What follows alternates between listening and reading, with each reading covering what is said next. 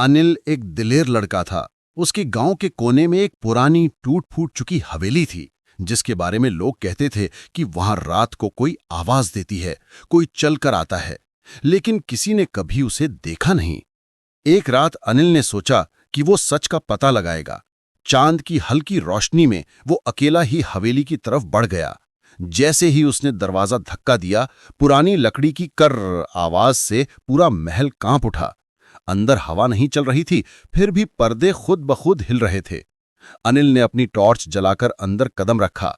जमीन पर पुरानी तस्वीरें पड़ी थीं और एक फोटो में एक आदमी का चेहरा था, लेकिन फोटो के आधे हिस्से में चेहरा धुंधला सा था, जैसे किसी ने जानबूझकर मिटा दिया हो। अचानक अनिल को किसी के चलने की आवाज आई।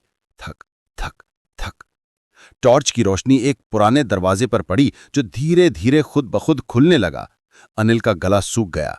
दरवाजे के पीछे एक कमरा था, जिसमें सिर्फ एक कुर्सी और उस पर कोई आदमी बैठा था, लेकिन उस आदमी का चेहरा टॉर्च की रोशनी पड़ते ही हवा की तरह गायब हो गया।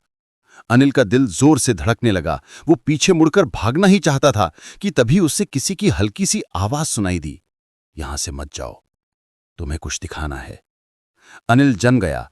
उसके सामने हवा जैसा एक धुंधला सा इंसान खड़ा था, वही आदमी जिसका चेहरा फोटो से मिटा दिया गया था। उसकी आंखों में गहरी उदासी थी। भूत ने धीरे से कहा, यहां से मत जाओ, तुम्हें कुछ बताना है। अनिल ने डर के बावजूद उसकी बात सुनी। भूत ने अपनी पूरी कहानी बताई, कैसे उस पर झूठी चोरी का इल्जाम लगा, लोगों ने उसे मार डाला और तब से वो हवेली में फंसा हुआ था। सुबह होते ही भूत गायब हो गया, लेकिन अनिल को उसकी कहानी याद थी। अगले दिन अनिल ने गांव वालों को सब कुछ बताया। लोग पहले नाराज हुए, लेकिन जब हवेली के पुराने रिकॉर्ड मिले, सब सच साबित हो गया। और उस दिन के बाद हवेली से आवाजें आनी बंद हो गईं, जैसे भूत को आखिरकार शांति मिल गई हो। आज भी लोग कहते हैं कि अगर अनिल उस रात हवेली में नहीं जाता, तो वो भूत कभी आजाद नहीं होता। चाहे कहानी भूत की हो, पर इसमें एक बात सच है, हिम्मत से बड़ा कोई जादू नहीं होता।